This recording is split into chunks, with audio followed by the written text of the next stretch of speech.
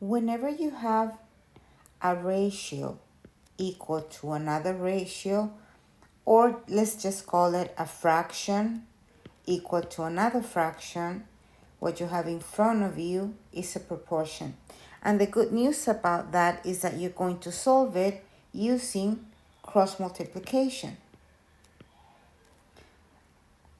Because in every proportion, if you cross multiply, A times D is equal to B times C. And that is exactly what we're going to use to solve the two next problems. A very simple one is this proportion where the fraction 2 over 3 is equal to n over 150. We're going to solve it using cross multiplication. So 3 times n, that is 3n, equals to 2 times 50, which is 300. Now, to leave n by itself, to solve for n, I need to get rid of the 3. So I'm going to divide both sides by 3. Cancel that cancel. And n is equal to 300 divided by 3, which is 100. Next example. Again, I have here a fraction equal to another fraction. So in order to solve this, we're going to use cross multiplication.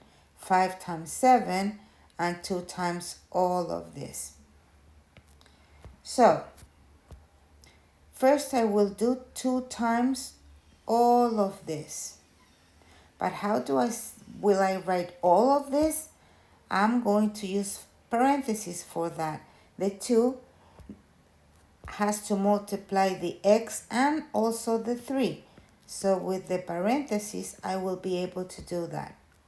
Equals to 5 times 7, which is 35.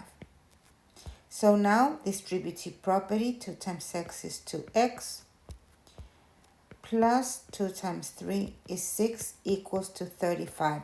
A two-step equation. I start getting rid of the number farthest away from the variable, the plus 6, so minus 6 on both sides.